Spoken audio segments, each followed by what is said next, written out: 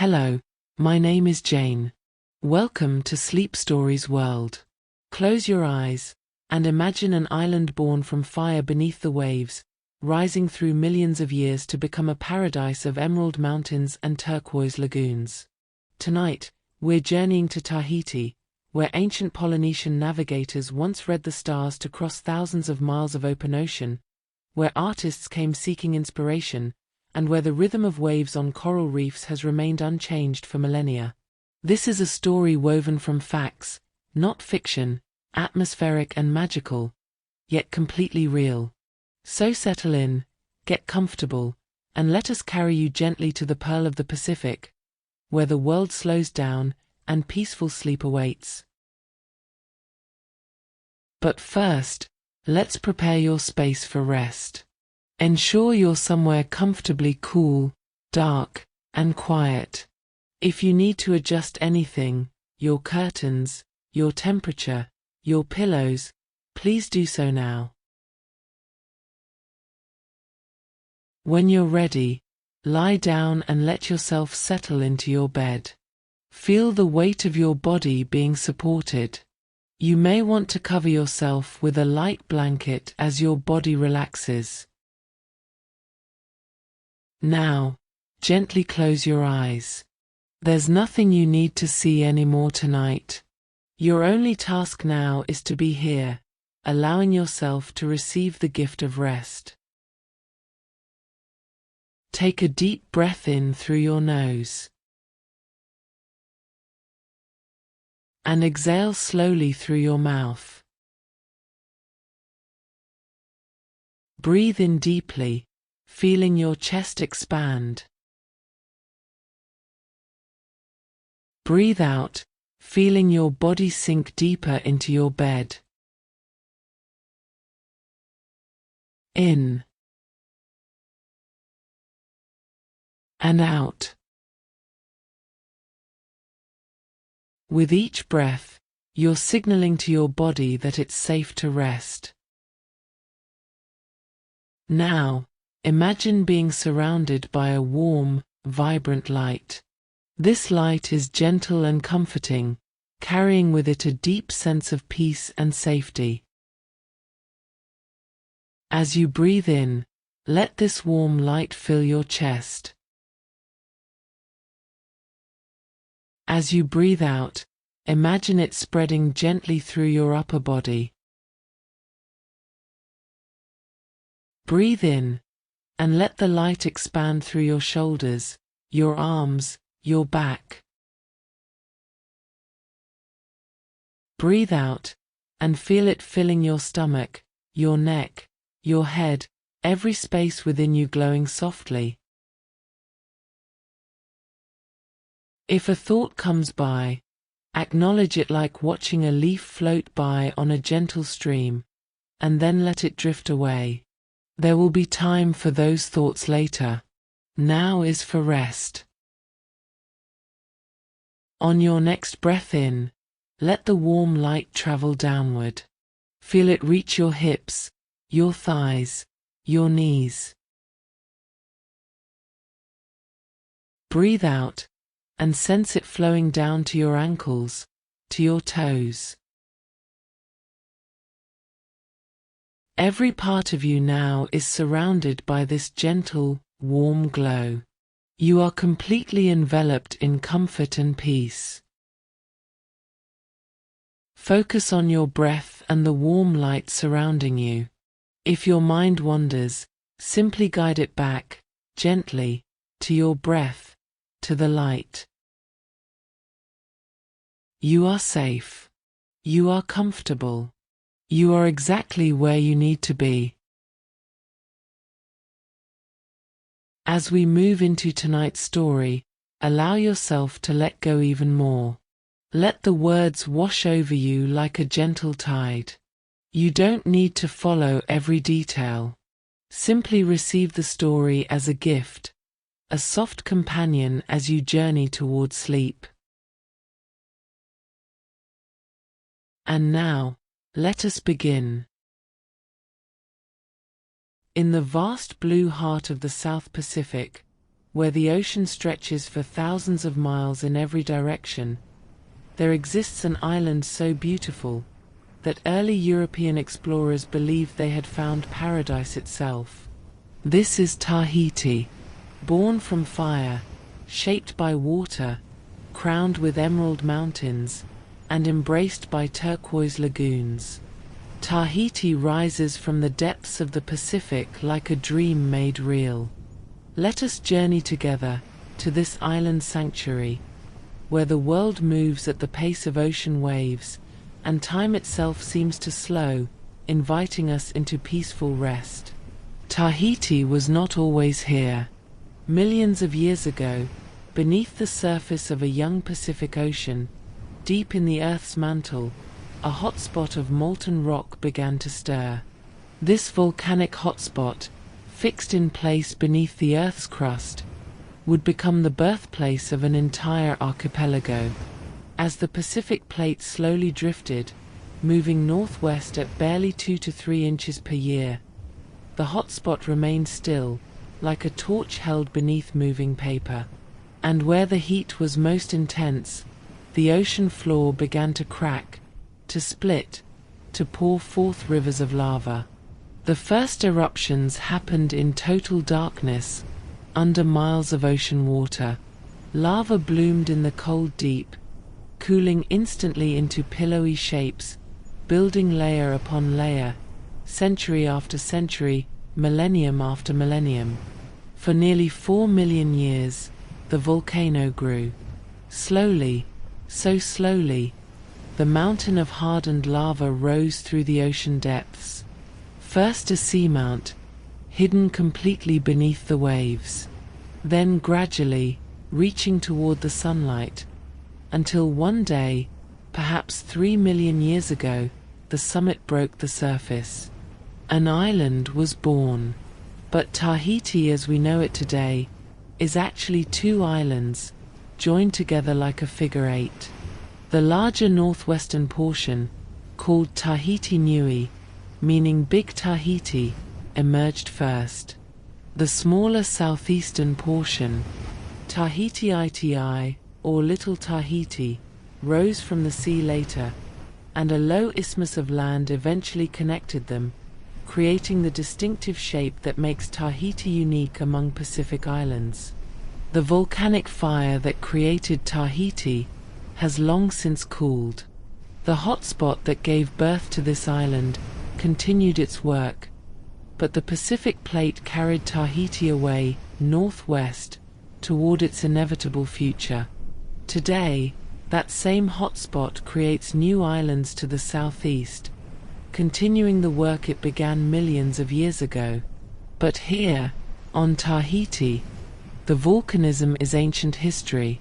The mountains no longer smoke. The lava no longer flows. And yet, the island remains. From the sea, Tahiti rises dramatically. At the island's heart, volcanic peaks thrust skyward, their jagged summits often disappearing into crowns of cloud. The highest of these, Mount Orohina, reaches 7,352 feet into the tropical sky, making it the tallest peak in French Polynesia. These are not gentle hills, but serious mountains, steep-sided and dramatic, carved by millions of years of rain and wind into cathedral spires and knife-edge ridges. The volcanic rock, once smooth and rounded, has been transformed by time. Water has been the sculptor here.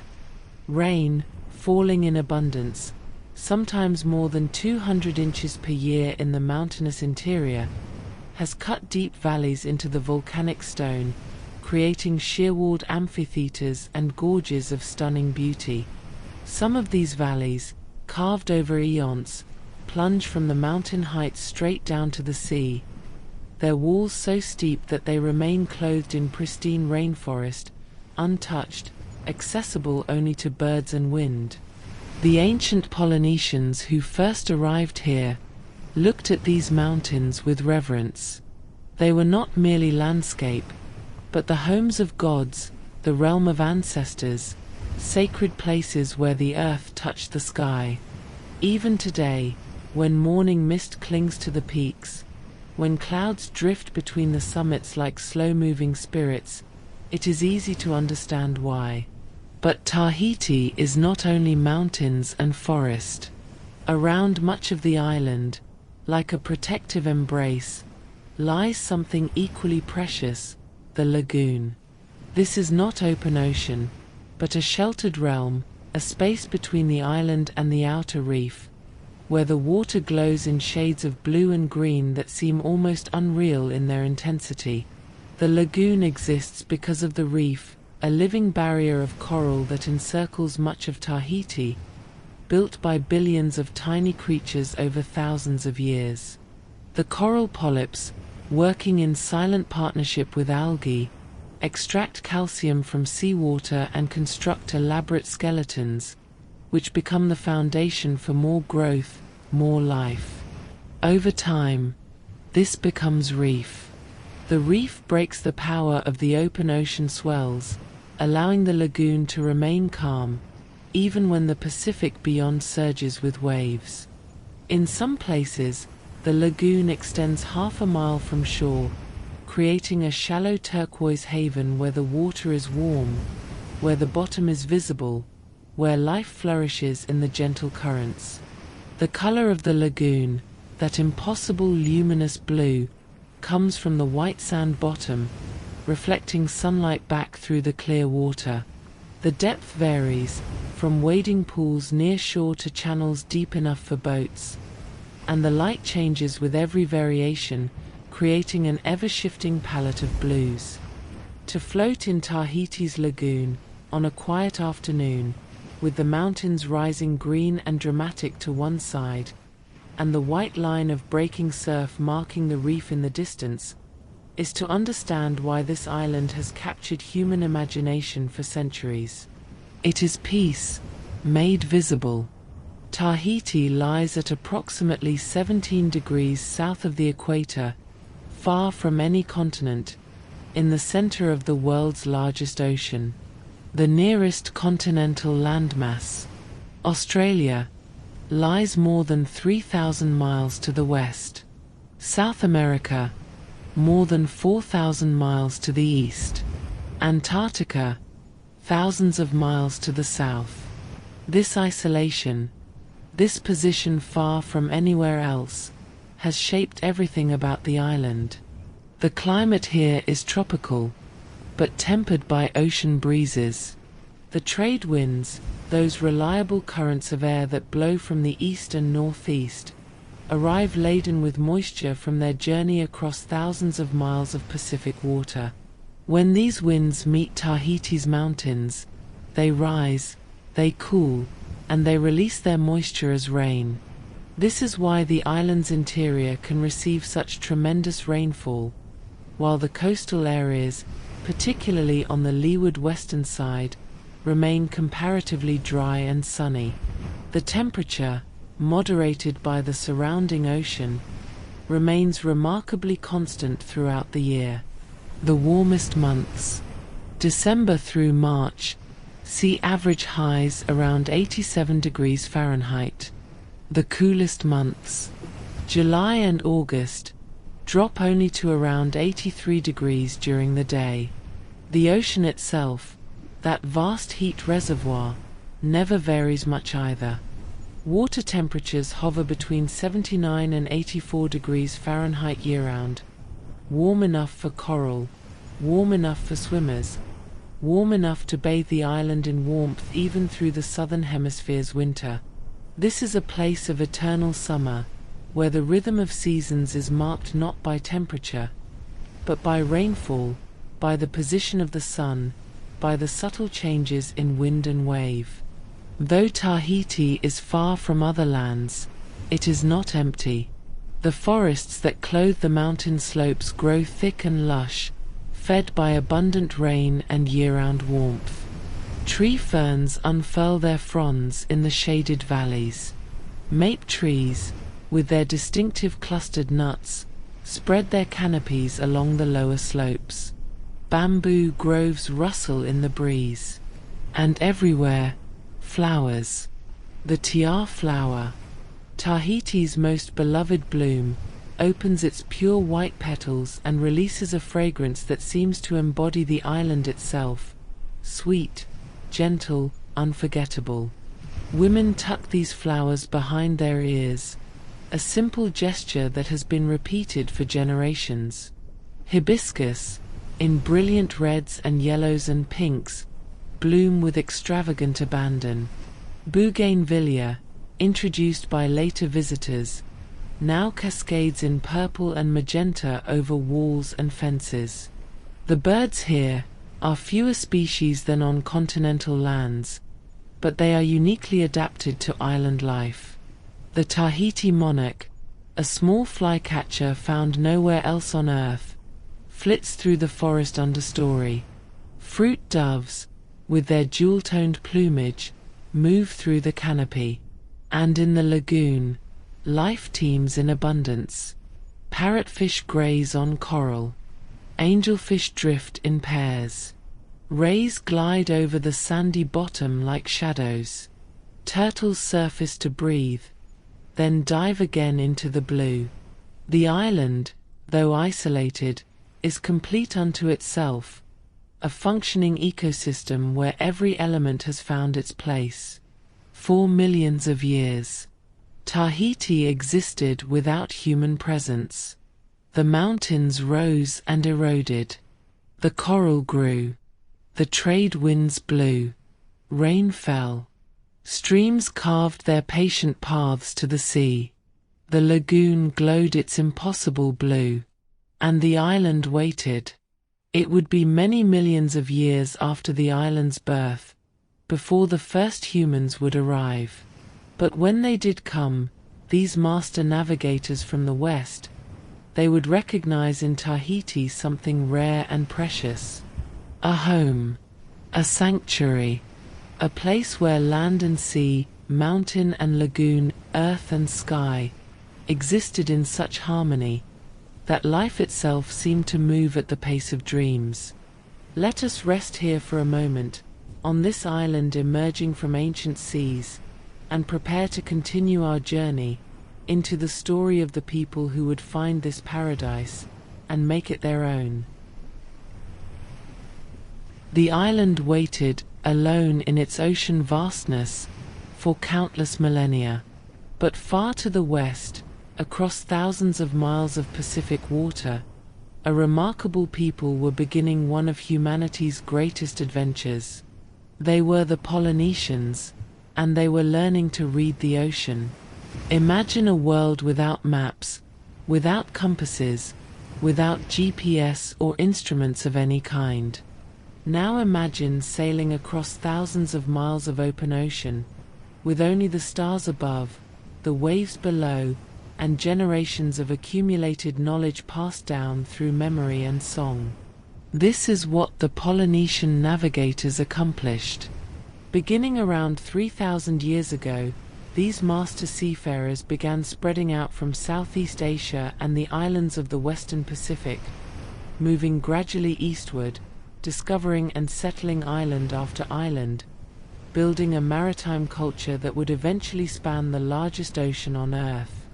They sailed in double-hulled canoes, vessels that could carry dozens of people along with plants, animals, and provisions for voyages that might last weeks.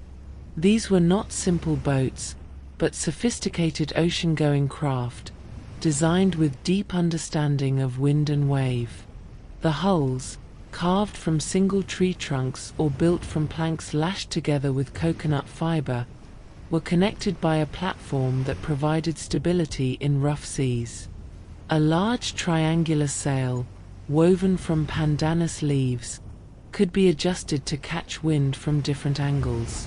These canoes could sail into the wind, could tack and maneuver, could maintain course for days on end. But the vessels were only part of the story.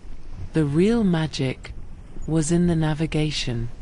Polynesian navigators developed a system of wayfinding so sophisticated, so precise, that modern sailors trained in its techniques have successfully recreated ancient voyages across thousands of miles of open ocean, arriving at tiny island destinations with remarkable accuracy. The stars were their primary compass. Master navigators memorized the rising and setting points of hundreds of stars, creating a mental map of the night sky that served as a directional guide. Specific stars would rise and set at consistent points on the horizon, and by tracking these stars throughout the night, a navigator could maintain a steady course even when land was far beyond sight.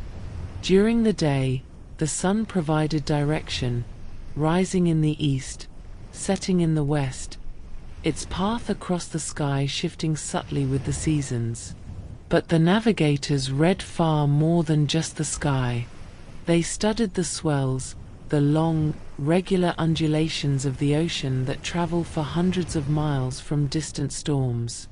These swells move in consistent directions, and an experienced navigator could feel the subtle rhythms of different swell patterns, using them to maintain course even on cloudy nights when stars were hidden. They watched the clouds, knowing that clouds often gather over islands, even when the land itself is still below the horizon. A stationary cloud in an otherwise empty sky could signal an island 30 or 40 miles away. They observed birds, understanding that certain seabirds return to land each evening.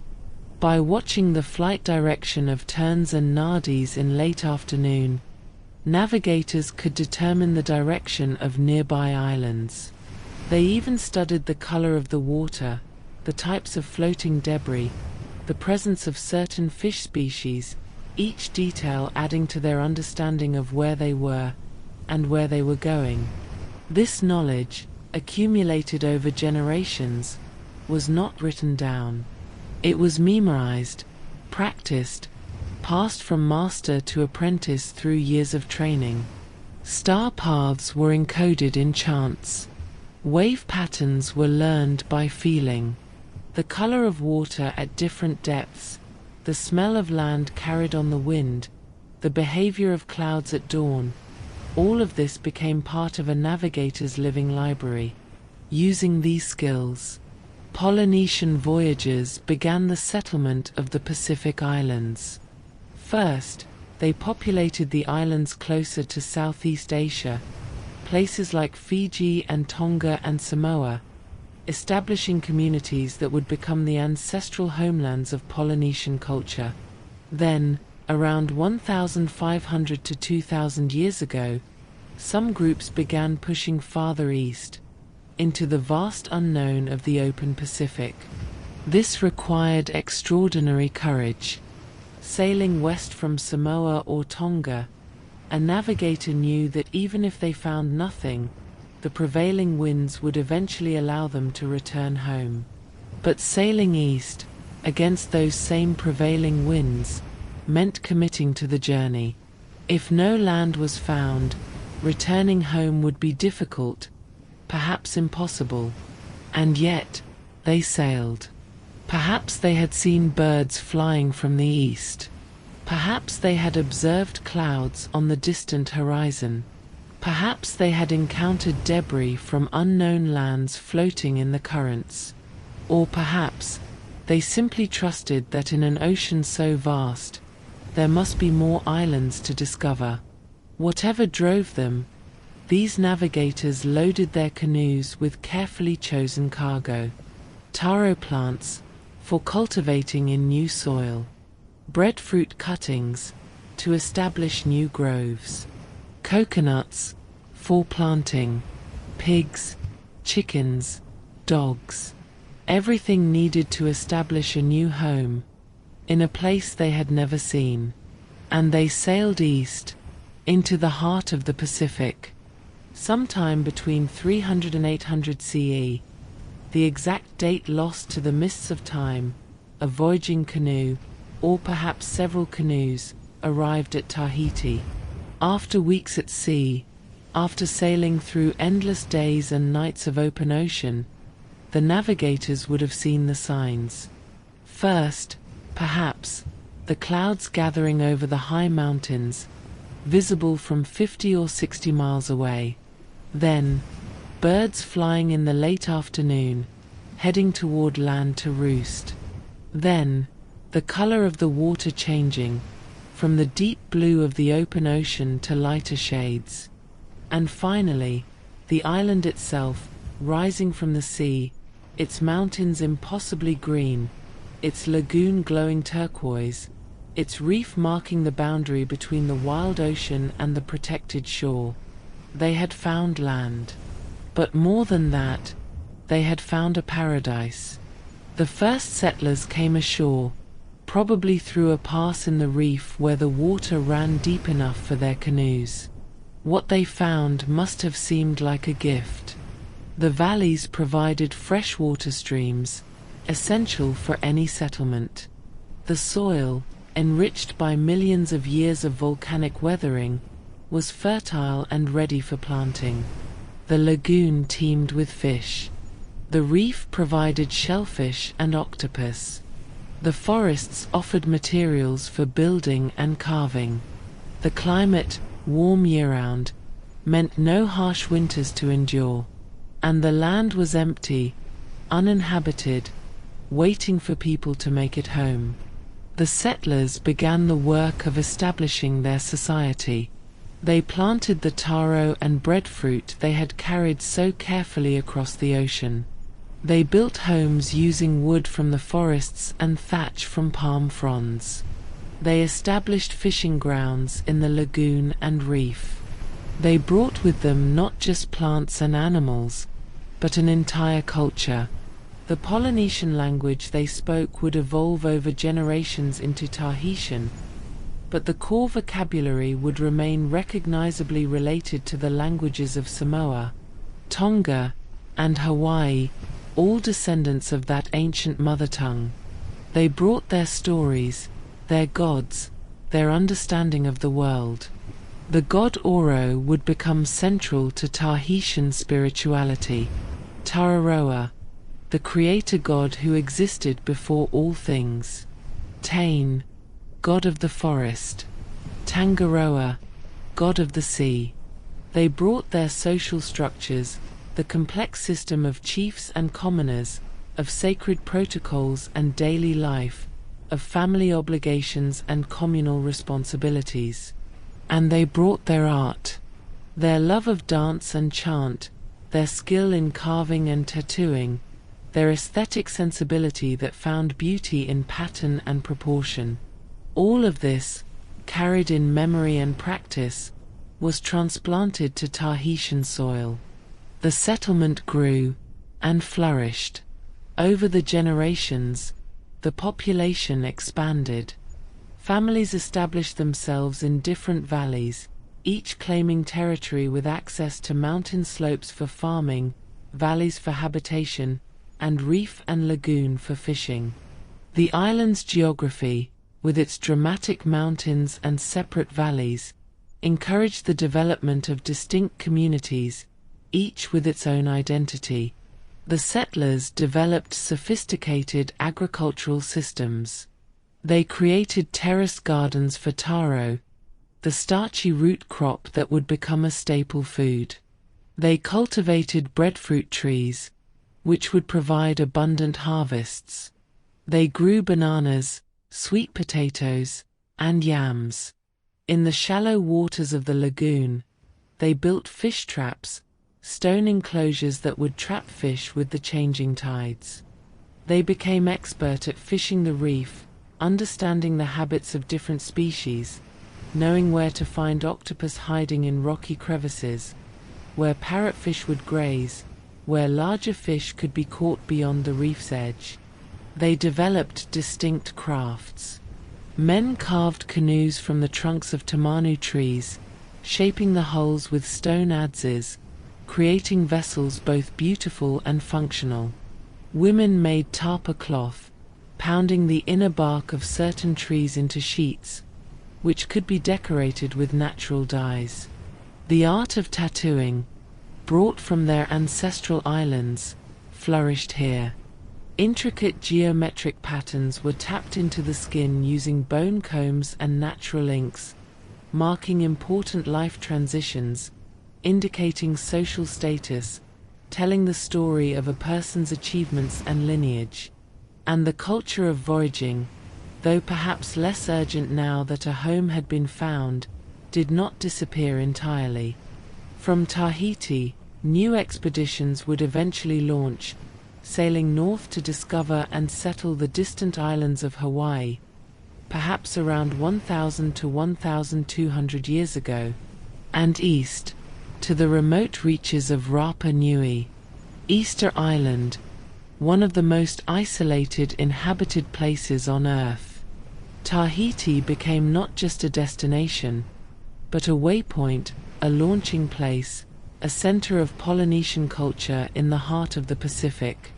By the time European explorers would eventually arrive, centuries in the future, Tahiti would be home to a thriving society. The population would number in the tens of thousands.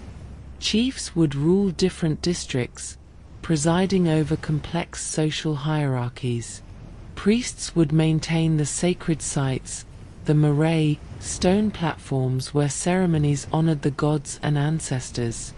The people would live in harmony with their island, understanding its seasons, its resources, its moods.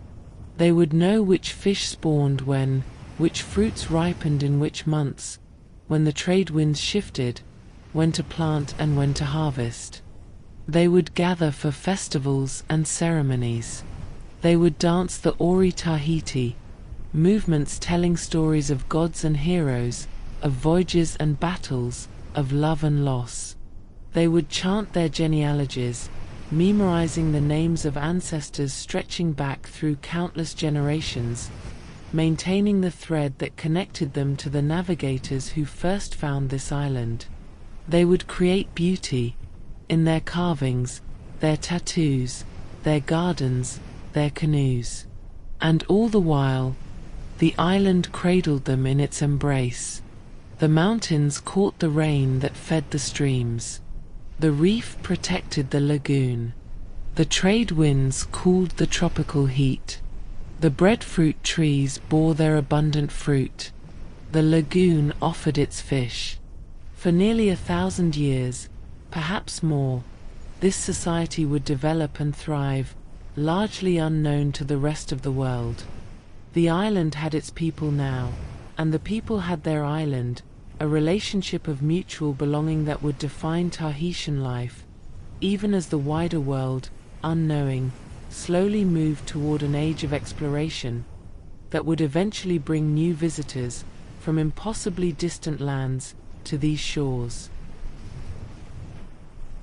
For nearly 1,000 years, Tahiti existed in its own world, known only to the Polynesians who called it home, and to their relatives on neighboring islands. But across the vast Pacific, and beyond, the world was changing. In Europe, an age of exploration was beginning, driven by curiosity, by commerce, by the desire to map the unknown corners of the earth. And eventually, inevitably, these two worlds, so impossibly distant from each other, would meet. On June 18, 1767, a ship appeared on the horizon. The HMS Dolphin, commanded by Captain Samuel Wallis of the British Royal Navy, had been sailing the Pacific for months, searching for the great southern continent that European geographers believed must exist to balance the landmasses of the northern hemisphere. They had not found a continent, but as dawn broke that June morning, the lookout called out, and the crew rushed to the rails to see what had appeared before them. Mountains, rising green and dramatic from the sea. An island, larger than any they had encountered in this part of the Pacific, its peaks shrouded in cloud, its shores fringed with the white line of breaking surf. Wallis had become the first European to lay eyes on Tahiti. As the Dolphin approached, the crew could see canoes putting out from shore, dozens of them, paddled by people whose appearance amazed the European sailors. The Tahitians were tall, well-built, their skin a warm brown, their hair black and often adorned with flowers. The meeting was cautious, on both sides. The Tahitians had never seen a ship like this, with its towering masts and complex rigging, its hull larger than any canoe. The Europeans had never encountered people quite like these, living on an island so remote, yet so clearly thriving and sophisticated.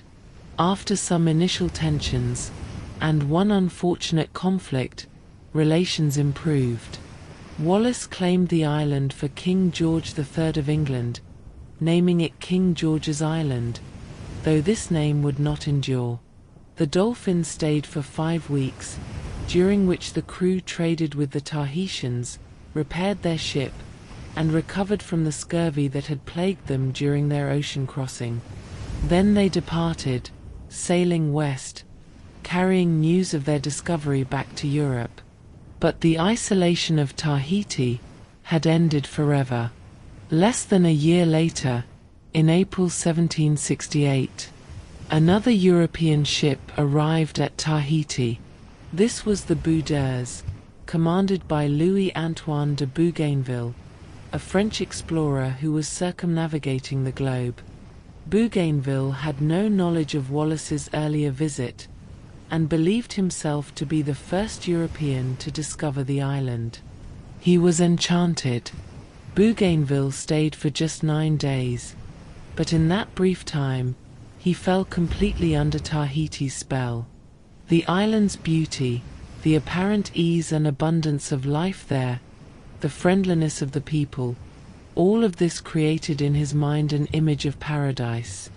When he returned to France and published his account of the voyage, he described Tahiti in glowing terms, as a place where people lived in harmony with nature, where food grew abundantly, where the climate was perpetually gentle, where life seemed free from the cares and conflicts that plagued European society. He called the island New Cythera, comparing it to the mythical birthplace of Aphrodite, the Greek goddess of love and beauty. Bougainville's account, published in 1771, became a sensation in Europe, at a time when European philosophers were debating the nature of civilization and the concept of the noble savage. Tahiti seemed to offer living proof that humans could live in a state of natural happiness. The island became famous, romanticized, mythologized. Everyone, it seemed, wanted to know more about this paradise in the Pacific. The most consequential visitor arrived in April 1769. Captain James Cook, already an accomplished navigator and surveyor, had been dispatched by the Royal Navy on a dual mission. Officially, he was to sail to Tahiti to observe the transit of Venus across the Sun, an astronomical event that scientists hoped would help calculate the distance between the Earth and the Sun. But Cook carried sealed orders as well, instructions to search for the mysterious southern continent after completing the Venus observations. The Endeavour, Cook's ship, anchored in Matavai Bay on the northern coast of Tahiti on April 13, 1769. Cook had chosen this location carefully, using Wallis's charts, knowing it offered good anchorage and access to fresh water. The transit of Venus would occur on June 3rd, giving Cook and his crew nearly 2 months on the island. This extended stay would prove significant. Unlike Wallis or Bougainville, who had stayed only briefly, Cook had time to observe Tahitian society in detail, and he had brought with him a team of scientists and artists, including the wealthy botanist Joseph Banks, who were eager to document everything they encountered. Banks and the expedition's Swedish botanist, Daniel Solander, collected specimens of hundreds of plant species, many unknown to European science.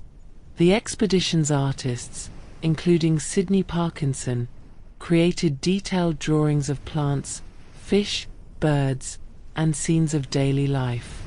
Cook himself, with his surveyor's precision, carefully mapped the coastline of Tahiti, creating charts that would be used by navigators for decades to come.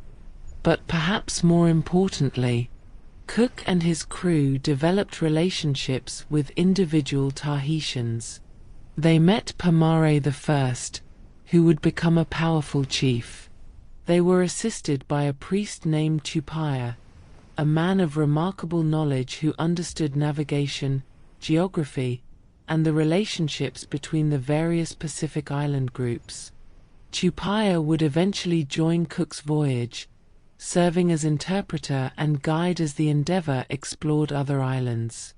He drew a map showing the locations of over 70 islands scattered across the Pacific, demonstrating the extent of Polynesian geographical knowledge that had been maintained without written records for generations. On June 3rd, the day of the transit arrived. At a specially constructed observatory on Tahiti's shore, Cook and his astronomers carefully observed Venus as it passed across the face of the Sun, timing the event with precision. The data they collected would contribute to humanity's understanding of the solar system. Their primary mission complete, Cook opened his sealed orders and departed Tahiti to search for the southern continent. He would return to Tahiti twice more, in 1773 and 1774, during his second and third Pacific voyages. Each visit added to European knowledge of the island and to Tahitian knowledge of the wider world. These early European visits created an unprecedented exchange of information. The Europeans brought new technologies that amazed the Tahitians. Metal tools, especially nails and axes, were prized above all other trade goods. A metal nail could be fashioned into a fishhook far superior to bone. A metal axe could fell a tree in a fraction of the time required with stone tools. The Europeans also brought new plants. They introduced citrus fruits, melons, and other crops from various parts of the world. Some of these would adapt well to Tahitian conditions and become integrated into local agriculture. But the exchange went both ways. The Europeans learned from the Tahitians about survival in the tropics. They learned which local plants could be eaten, how to prepare breadfruit, how to extract coconut milk. They learned about fishing techniques adapted to reef and lagoon environments. And they learned about the broader Pacific. Through conversations with Tahitians like Tupaya, Cook began to understand that the Pacific Islands were not scattered randomly, but were connected by networks of knowledge and kinship. The Tahitians knew about islands hundreds of miles away, could describe their locations relative to the stars, understood which islands were inhabited and which were not. This knowledge, accumulated over centuries of voyaging, was now being translated into European maps and charts, a meeting of two very different traditions of geographical understanding. Following the explorers came others with different intentions. In 1797, the ship Duff arrived at Tahiti carrying 18 Protestant missionaries from the London Missionary Society. These men, mostly artisans and tradesmen rather than ordained clergy, had come with the goal of converting the Tahitians to Christianity. Their arrival marked a new phase in Tahiti's transformation. The early years were difficult for the missionaries. They struggled with the language, with the tropical climate, with cultural differences they found challenging. Some abandoned the mission and left. Others persevered, learning Tahitian, beginning the work of translation, slowly building relationships. Their greatest success came with the conversion of Pomare II, who became King of Tahiti in 1803. After years of civil war and political struggle, Pomare embraced Christianity in 1812 and was baptized in 1819. His conversion, and his political power, helped spread Christianity throughout Tahiti. The missionaries began translating the Bible into Tahitian, a massive undertaking that required creating a written form of a language that had previously existed only in oral form. They established schools, teaching reading and writing. They built churches, and gradually, sometimes through persuasion, sometimes through the political power of converted chiefs, Tahitian society began to change. Traditional religious practices were discouraged or banned. The marae, the sacred stone platforms where ceremonies had been held, fell into disuse. Ancient gods were abandoned in favor of the Christian God. But the missionaries also provided some benefits. They introduced literacy on a wide scale. They provided medical care, though they could do little against the diseases that Europeans had introduced. They documented Tahitian language and culture, even as they worked to change it. But the most devastating impact of European contact was invisible. The Europeans brought diseases against which the Tahitians had no immunity.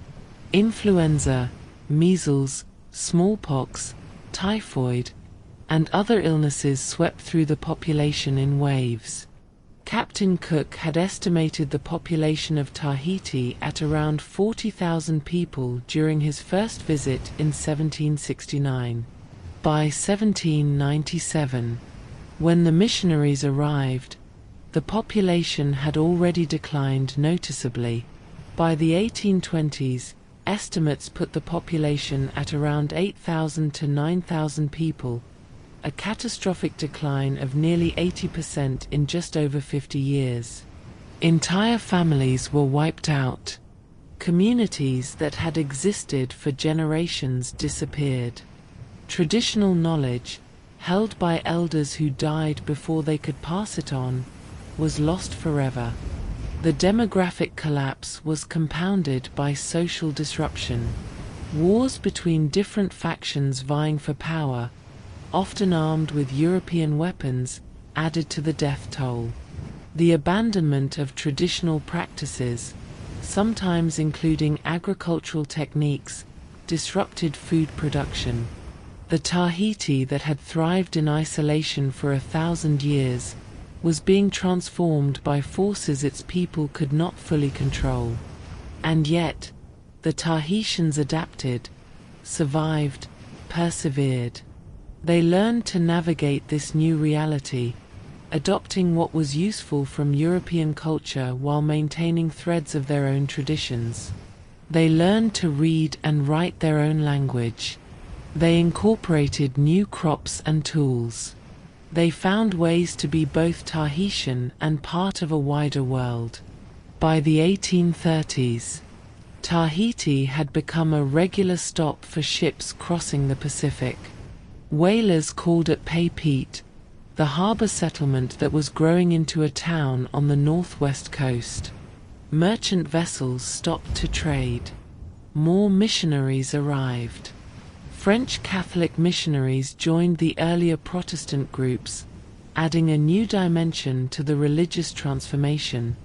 European powers, particularly France and Britain, began taking interest in Tahiti not just as a curiosity, but as a potential colonial possession. Queen Pomare IV, who reigned from 1827 to 1877, tried to maintain Tahitian independence by playing European powers against each other, seeking British protection to counter French influence. But in 1842, French forces occupied Tahiti, claiming it as a protectorate despite Tahitian protests. Pomare continued to rule, but under French authority. In 1880, after her death, Tahiti was formally annexed as a French colony.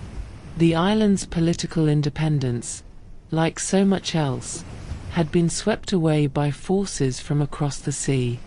And yet, Tahiti remained. The mountains still rose toward the clouds. The reef still protected the lagoon. The trade winds still blew. The breadfruit still grew. The tiar flowers still bloomed with their sweet perfume. The island endured, its essential nature unchanged, even as the human story written upon it entered a new and uncertain chapter. Let us pause here, at this threshold between old and new, and rest in the knowledge that islands, like mountains, like ocean, exist on timescales longer than any human empire, and that some things, some essential beauties, endure through all transformations. As the 19th century progressed, Tahiti began to occupy a unique place in the Western imagination. It was no longer unknown, but it remained remote, exotic, a place that seemed to exist outside the rush of industrial progress that was transforming Europe and America. And to this distant island, drawn by its beauty and its promise of a different kind of life, came artists, writers, and seekers, each hoping to find something they had lost, or perhaps had never known. On June 8, 1891, a 42-year-old French artist stepped off a ship in Papeete harbor. His name was Paul Gauguin. He was not famous, not yet. In Paris, he had struggled to make his mark in the competitive art world, unable to sell his paintings, unable to support his family through his art. He had abandoned a successful career as a stockbroker to pursue painting, a decision that had led to poverty and estrangement from his wife and children. Now, he had fled France altogether, sailing halfway around the world to Tahiti, seeking what he called the primitive, a simpler, more authentic way of life that he believed existed here. What Gauguin found was not quite what he had imagined. Papeete in 1891 was already substantially Europeanized.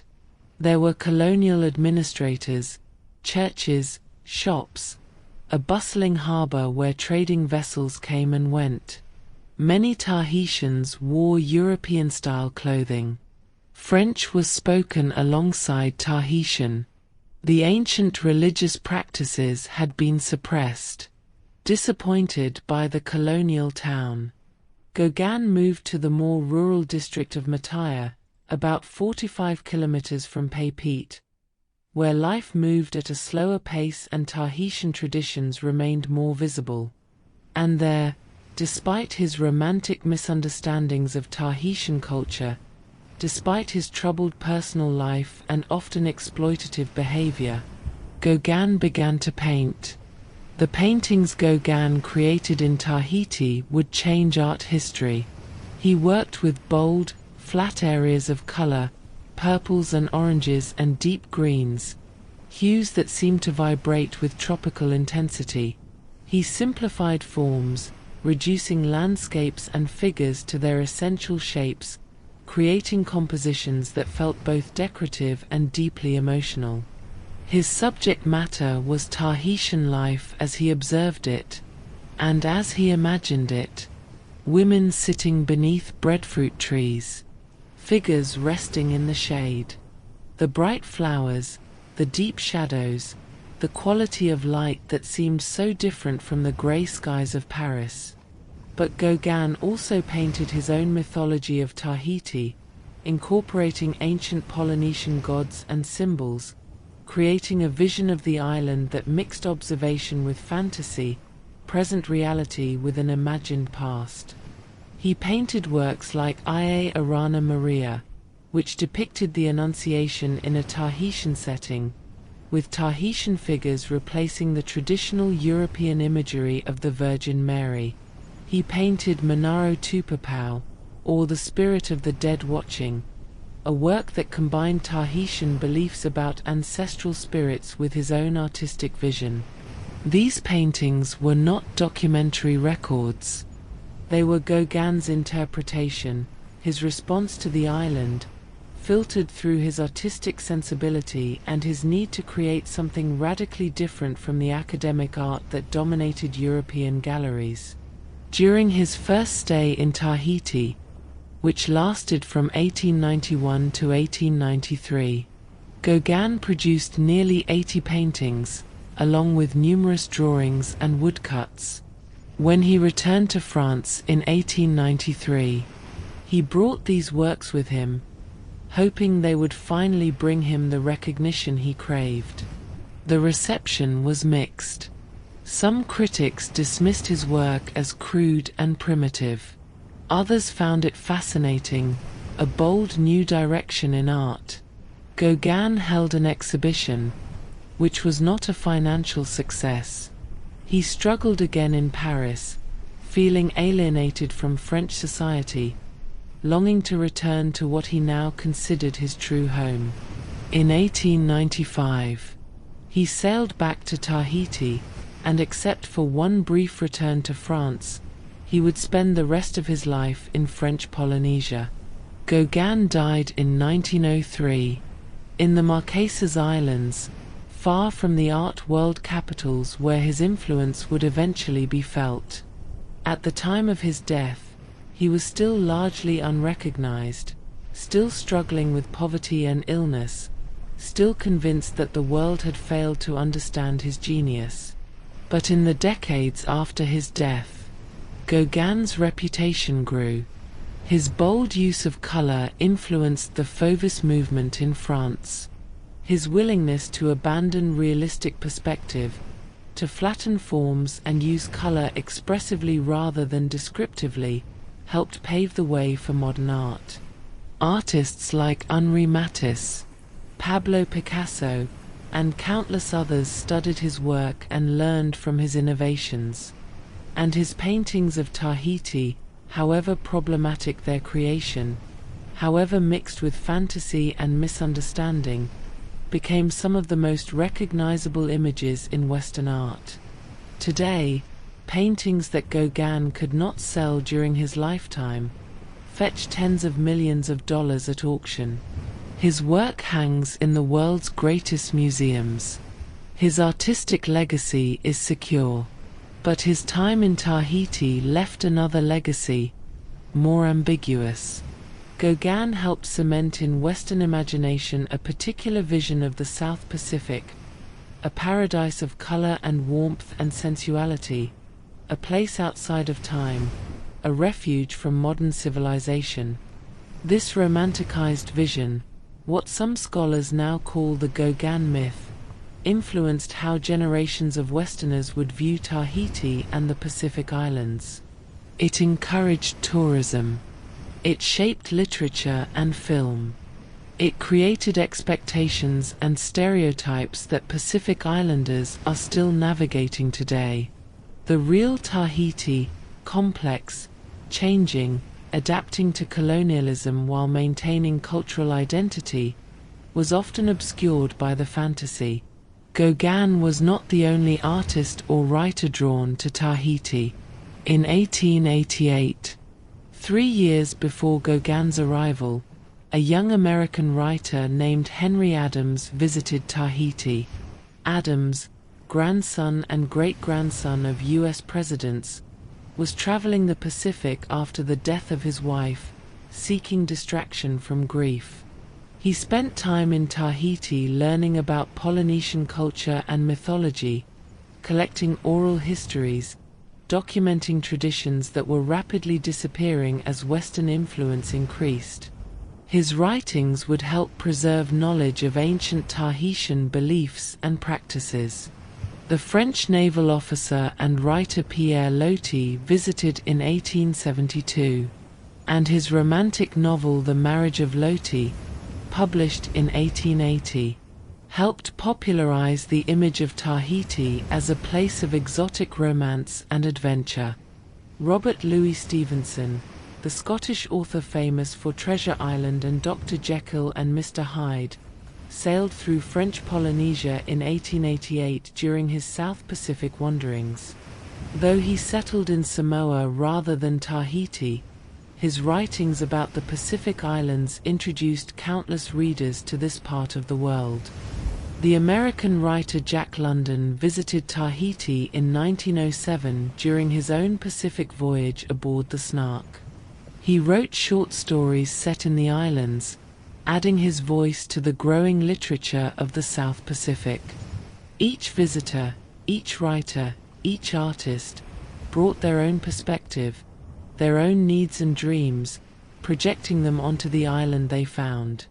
While artists painted and writers composed, the town of Papeete continued to grow.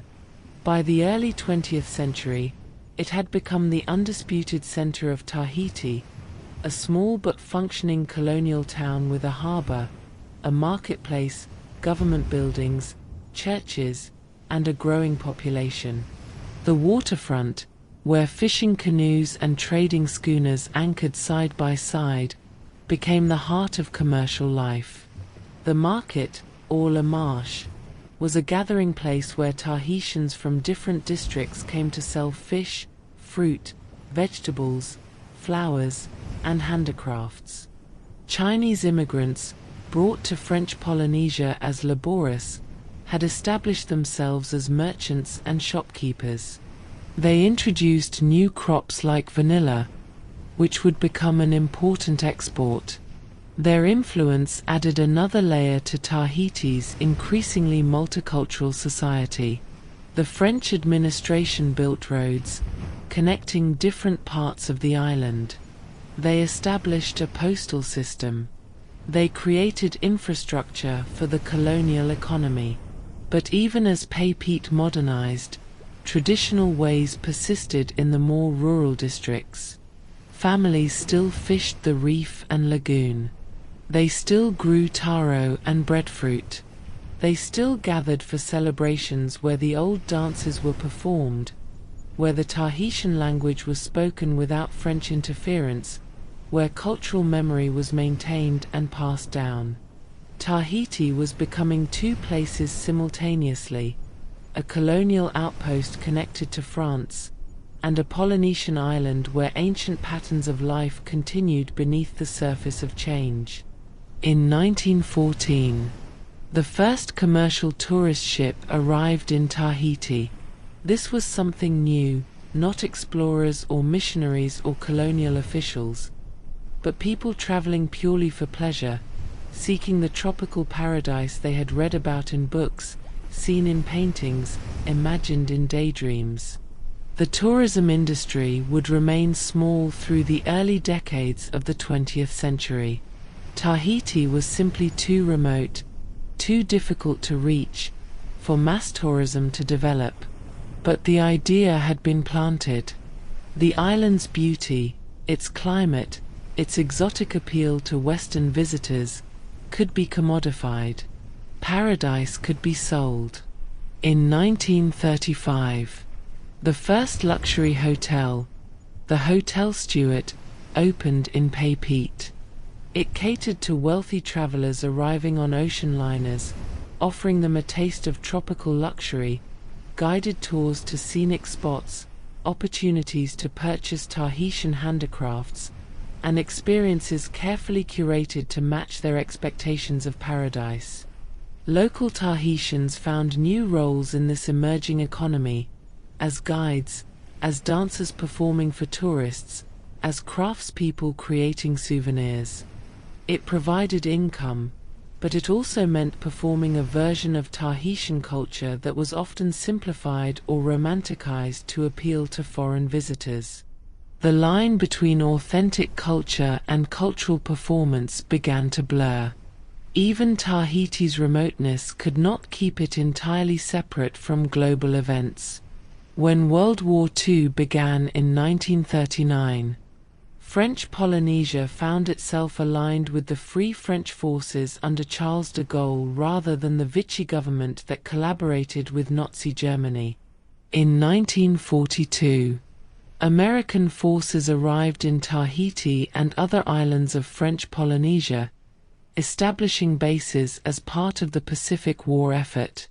Thousands of American soldiers and sailors suddenly found themselves stationed on this remote tropical island. The American presence brought dramatic changes, if temporarily. The U.S. military built infrastructure, improved harbors, constructed airstrips. They brought money and goods that had been scarce during the war years. They employed local workers. And they introduced Tahitians to American culture, movies, music, consumer goods. For many Tahitians, especially those in Papeete and the areas near military installations, this was their first extensive contact with Americans, an alternative to the French colonial presence they had known for decades. The cultural exchange went both ways. American soldiers, far from home, found in Tahiti a respite from the war, a place of beauty and relative peace. Some married Tahitian women. Some formed lasting friendships. Many carried memories of the island back to the United States after the war, spreading awareness of Tahiti in Middle America. When the war ended in 1945, the American forces departed, but their impact lingered. The infrastructure remained. The exposure to American culture influenced Tahitian tastes and aspirations. And in the United States, more people than ever before had personal knowledge of Tahiti. The stage was being set for the tourism boom that would come in later decades. As the 20th century progressed, there was growing awareness, both among Tahitians and sympathetic outsiders, that traditional culture was endangered. Efforts began to preserve and revive traditional practices before they disappeared entirely. The art of Polynesian navigation, the ancient wayfinding techniques that had enabled the settlement of the Pacific, was being documented by anthropologists and historians. They interviewed elderly Tahitians who still remembered the old knowledge, recording star paths and wave patterns before this wisdom was lost. Traditional dance forms, which had been suppressed by missionaries in the 19th century, were being revived and taught to younger generations. The Ori Tahiti, with its distinctive hip movements and hand gestures, was reclaimed as a source of cultural pride. The Tahitian language, which had been discouraged in schools during much of the colonial period, was being taught and celebrated. Dictionaries were compiled. Literature was written. Radio programs broadcast in Tahitian. It was a race against time, an effort to hold on to cultural identity even as modernization and globalization pressed in from all sides. And the island itself, the physical place, remained central to this identity. The mountains, the lagoon, the reef, these were not just scenery, but part of what it meant to be Tahitian. The land and the people were intertwined, as they had been since the first navigators arrived, as they would continue to be, regardless of what political changes might come. Let us rest here, in this space between past and future, where artists painted their dreams, where cultures mixed and merged, where an island continued its patient existence, adapting, enduring, remaining somehow itself despite all transformations. The second half of the 20th century would bring changes to Tahiti more rapid and dramatic than anything the island had experienced in its entire human history. Political transformations, economic shifts, technological revolutions, all would reshape life on this Pacific island. And yet, through it all, the essential spirit of the place would find ways to endure. In 1960, something extraordinary happened in Tahiti. After years of construction, the FAA International Airport opened on reclaimed land just west of Papeete. creating the first runway in French Polynesia capable of handling large commercial aircraft. This single piece of infrastructure, more than any other, transformed Tahiti's relationship with the rest of the world. Before the airport, reaching Tahiti required a long sea voyage, weeks aboard a passenger ship, with stops at various Pacific islands along the way. The journey itself was part of the experience, a gradual transition from the familiar world to this remote paradise. The small number of visitors who made this journey came prepared for adventure, expecting remoteness. But with jet aircraft, everything changed. Suddenly, Tahiti was just hours away from California, from Australia, from Japan. What had been a weeks-long voyage became an overnight flight. The psychological distance collapsed along with the physical distance. The first jet service, operated by the French airline TAI, began in 1960 with flights from Los Angeles.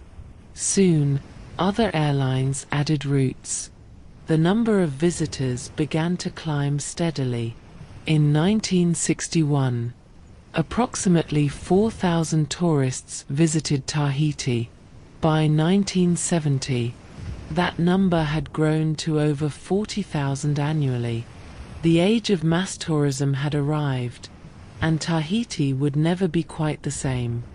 To accommodate the growing number of tourists, the island needed hotels, restaurants, infrastructure, entertainment. The most dramatic development came in 1961, when two American businessmen opened a luxury resort on the island of Moorea, just across the channel from Tahiti. But it was what happened in Tahiti itself that would set the pattern for South Pacific tourism.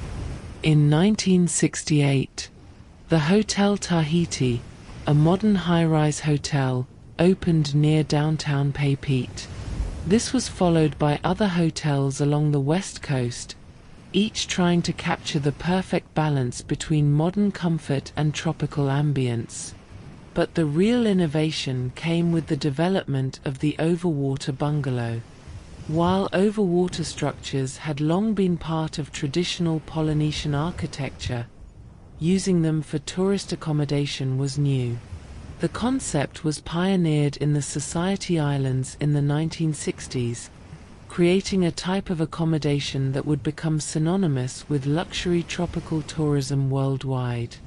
These bungalows, built on stilts over the lagoon, offered guests direct access to the water, glass floor panels for viewing fish swimming below, privacy, and an immersive experience of living over the sea. The design was brilliant marketing, offering something that couldn't be replicated in landlocked destinations, something uniquely Pacific, uniquely Tahitian. Today, overwater bungalows are found throughout the tropical world, but they began here, in these islands, as a way of allowing visitors to experience the lagoon's beauty in the most intimate way possible. But tourism was not the only thing transforming Tahiti in the 1960s. In 1963, France announced plans to establish a nuclear testing facility in French Polynesia. The first tests would take place not on Tahiti itself, but on the distant atolls of Mururoa and Fangatofa, over 700 miles to the southeast. Between 1966 and 1996, France conducted 193 nuclear tests in French Polynesia. The atmospheric tests, conducted between 1966 and 1974, were visible from some of the inhabited islands. Mushroom clouds rose over the Pacific horizon. Radioactive fallout drifted on the winds. The French government maintained that the tests were safe, that precautions were adequate, that radiation exposure to inhabited islands was minimal. But many Tahitians disagreed, and concerns grew about the long-term health effects. The testing program brought mixed impacts to Tahiti. On one hand, it brought an influx of French military personnel, government officials, and support staff. This created jobs, pumped money into the local economy, and funded infrastructure development throughout French Polynesia. Papeete expanded rapidly during the testing years. New government buildings were constructed. The port was modernized. Roads were paved. Schools and hospitals were built. The population of French Polynesia grew as people from outer islands migrated to Tahiti seeking employment related to the nuclear program. Papeete transformed from a sleepy colonial town into a bustling Pacific city. But the cost was significant. The environmental impact of the tests remains controversial. Studies have shown elevated cancer rates in French Polynesia, though linking specific cases to nuclear testing is scientifically complex and politically contentious. More broadly, the testing program represented France's continuing control over its Pacific territories, its willingness to use these remote islands for purposes that would never be acceptable in mainland France. It created resentment, political activism, and a growing independence movement. When the testing finally ended in 1996, after international pressure and widespread protests, it left a complicated legacy, economic benefits intertwined with environmental damage, modernization achieved at a cost to autonomy and health. The nuclear testing controversy accelerated demands for greater self-governance. Since 1880, Tahiti and the other islands of French Polynesia had been a French colony, with all major decisions made in Paris. Local Tahitians had little say in their own governance. But in 1946, French Polynesia's status changed from colony to overseas territory, granting limited self-government and the right to elect representatives to the French Parliament. This was a small step, but it began a process that would continue for decades. In 1977, French Polynesia gained expanded autonomy, with the creation of a territorial assembly that had authority over local matters, though France retained control of defense, foreign affairs, justice, and other key areas. Further expansions of autonomy came in 1984 and 1996. Then, in 2004, French Polynesia's status changed again, becoming an overseas country rather than an overseas territory. This subtle shift in terminology recognized greater autonomy while maintaining the connection to France. Today, French Polynesia has its own president, its own assembly, its own flag alongside the French tricolour. The Tahitian language has official status alongside French. Local government controls education, healthcare, and most economic matters. But France still controls defense and foreign policy. French citizens living in French Polynesia can vote in French elections, and substantial financial transfers from Paris support the local economy. It is neither full independence nor simple colonialism, but something in between, a relationship that continues to evolve. The question of full independence remains divisive. Some Tahitians favor breaking completely from France. Others value the economic benefits and French citizenship that the current arrangement provides. Still others simply focus on daily life, navigating the reality that exists rather than debating political abstractions. Beyond tourism and nuclear testing, Tahiti's economy diversified in other ways during the late 20th century. Black pearl farming, developed in the outer atolls, became a significant industry. The black pearls of French Polynesia, actually ranging in color from deep black to silver to peacock green, are produced by the black-lipped oyster, Pinctada margaritifera. Pearl farming requires patience and skill. Oysters must be carefully tended for years. Each oyster is surgically implanted with a nucleus around which it will deposit layers of nacre, creating the pearl. The process is delicate, and many oysters reject the implant or produce irregular pearls. But successful pearls, especially large ones with good luster and unusual colors, can command high prices in international markets.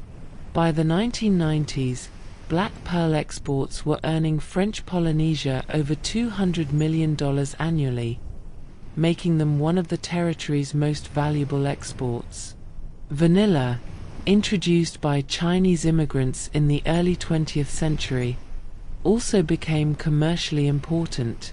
Tahitian vanilla, Vanilla tahitensis, is distinct from the more common Madagascar vanilla, with a more floral, fruity flavor profile prized by gourmet chefs. The cultivation is labor-intensive. Vanilla orchids must be hand-pollinated, each flower opening for just one day. The beans must be carefully cured over months to develop their characteristic flavor and aroma. But in international markets, Tahitian vanilla can command premium prices, providing income for farmers on several islands. Fishing, always central to island life, also modernized. While traditional lagoon and reef fishing continued, commercial fishing operations developed, targeting tuna and other species in the deep ocean beyond the reefs. Some of this catch is consumed locally, but much is exported, particularly to Japan, where Pacific tuna is highly valued. In the 1990s and early 2000s, another transformation came to Tahiti. The Internet arrived, connecting the island to global information networks. Email replaced letters that once took weeks to arrive by ship. Websites allowed Tahitian businesses to reach global markets. Social media connected Tahitian families scattered across different islands and different countries. The first underwater fiber optic cable connecting French Polynesia to the global internet arrived in 2010, dramatically improving connection speeds and reliability. Suddenly, Tahiti was no longer quite so remote, at least not in the digital realm. A hotel owner in Papeete could update booking information in real time. A pearl farmer on a remote atoll could check international market prices. A Tahitian musician could share their work with audiences worldwide. Students could access online courses from universities around the world. The psychological relationship with distance changed again, as it had with the airport, but this time in a purely informational way.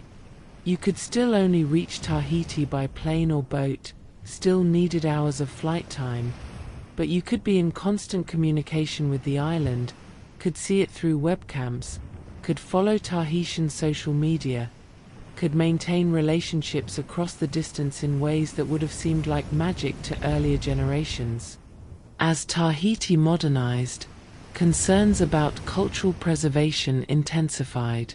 In 1985, the first Hava I Tahiti, a major cultural festival, was formalized as an annual event. The Hava, which takes place each July around Bastille Day, celebrates Tahitian culture through traditional dance competitions, singing, sports, and craft demonstrations. The dance competitions are particularly important.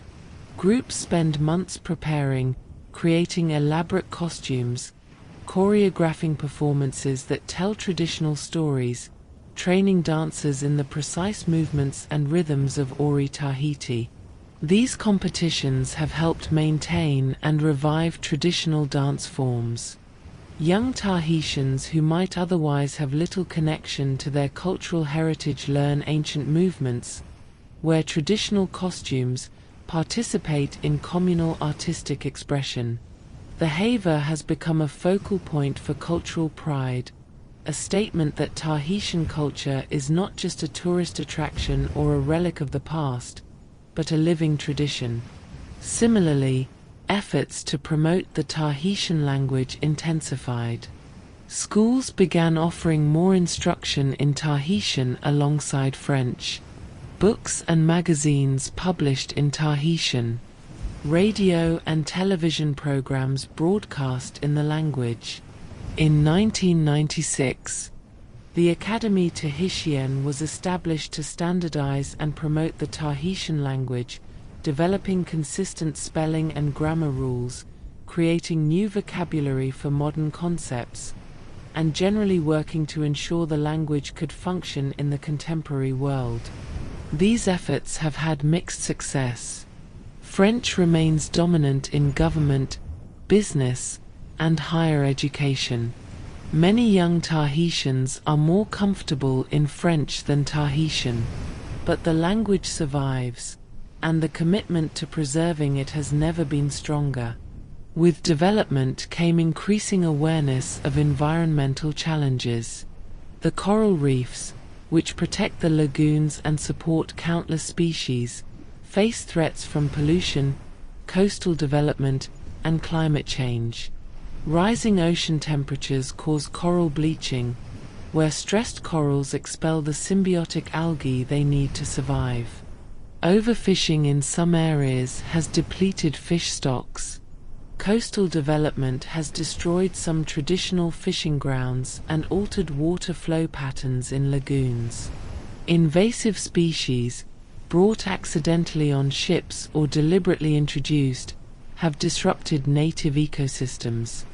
The Myconia plant, introduced as an ornamental, has spread aggressively through Tahiti's forests, crowding out native plants. In response, conservation efforts have grown. Marine protected areas have been established to allow fish populations to recover. Regulations limit coastal development in sensitive areas. Programs work to remove invasive species and protect endangered native plants and animals. Climate change poses the ultimate challenge. Rising sea levels threaten low-lying areas. More intense storms could damage reefs and infrastructure. Changes in ocean temperature and chemistry affect fish populations and coral health.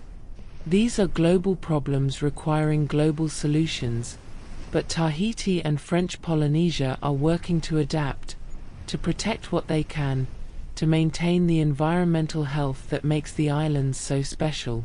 Because the island's beauty, its natural richness, is not just an asset for tourism. It is fundamental to Tahitian identity, to the relationship between people and place that has existed for over 1,000 years. Let us pause here, in this modern age, where jet planes cross the ocean in hours, where digital signals circle the globe in seconds, yet where the rhythm of waves on reef remains unchanged, where the mountains still catch the clouds, where something essential about this island endures. Today, Tahiti exists in a delicate balance. It is a modern place, connected to the global economy, part of the digital age, accessible to visitors from around the world. And yet, it remains profoundly itself, shaped by geography, by history, by the enduring relationship between people and this particular piece of earth, rising from the Pacific. Let us explore the island as it is now, in our present moment, where past and future meet. The sun rises over Tahiti around 5:30 in the morning, the time varying little throughout the year in these tropical latitudes. As dawn breaks, the city of Papeete begins to stir. Papeete, home to approximately 26,000 people within the city limits, and over 130,000 in the greater urban area, is the beating heart of French Polynesia. It serves as the capital, the economic center, the port, the cultural hub. The waterfront comes alive early. Fishermen return with their night's catch, unloading tuna, mahi-mahi, parrotfish at the quays. The municipal market, La Marche, opens its doors around 5 a.m., and by dawn the stalls are already colorful with produce. Here, you can find everything the island produces. Mountains of breadfruit, their thick green skin hiding the starchy white flesh inside. Bunches of FEI bananas, smaller and more flavorful than commercial varieties, their flesh-tinged orange. Papayas, mangoes, soursop, passion fruit. Root vegetables like taro and sweet potato. The flower vendors arrange their displays, tiara blossoms by the hundreds, hibiscus in every color, orchids, bird of paradise. The scent is intoxicating, sweet and fresh, mixing with the salt smell of the nearby harbor. Handicraft stalls offer woven pandanus baskets, carved wooden tiki figures, shell jewelry, perios, the colorful wraparound garments that have become a symbol of Tahitian life. Some items are made locally by traditional methods, others are imports from Asia, and the discerning shopper learns to tell the difference. The market is not just for tourists. Local families do their shopping here too, greeting friends, catching up on news, participating in a daily ritual that has remained largely unchanged even as the city has modernized around it. By 7 a.m., the market is bustling, a symphony of French and Tahitian, of haggling and laughter, of commerce and community. Beyond Papeete, life moves at a different pace. The island is encircled by a coastal road, approximately 114 kilometers around, that connects the various districts. This road winds between mountain and sea, passing through villages, past churches, alongside beaches and points where the reef comes close to shore. In the more rural districts, many people still live in ways their grandparents would recognize. Families maintain gardens where they grow taro, breadfruit, bananas, vegetables, not necessarily for commercial sale, but for their own tables, maintaining food security, staying connected to the land. Fishing continues as both livelihood and tradition. Men wade the lagoon at dawn with nets. They dive the reef with spears. They take boats beyond the reef to deeper water where tuna run. The catch feeds families, with surplus sold at roadside stands or to restaurants in Papeete. Extended family, or aga in Tahitian, remains central to social life. Multiple generations often live in close proximity, if not in the same house, then in houses on the same family land. Grandparents help raise grandchildren. Cousins are as close as siblings. Family obligations extend wide, creating networks of mutual support. Sunday is still observed as a day of rest and church attendance. Christianity, introduced by those missionaries over 2 centuries ago, has been thoroughly integrated into Tahitian life. Churches, ranging from small Protestant chapels to the impressive Catholic cathedral in Papeete, fill with congregations singing hymns in Tahitian, creating music that blends European melodies with Polynesian harmonies. After church, families gather for Sunday lunch, often elaborate affairs featuring traditional foods, roasted pig cooked in an earth oven, or a himere, raw fish salad, or poisson cru, breadfruit, and whatever else the land and sea have provided. These rhythms, planting and harvesting, fishing and feasting, gathering and celebrating, connect modern Tahitians to their ancestors, creating continuity across generations.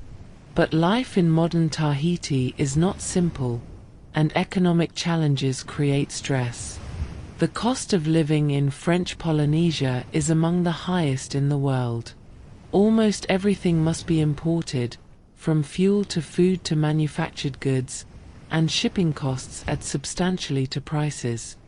A simple basket of groceries that might cost $50 in California or Australia could easily cost $100 or more in Tahiti.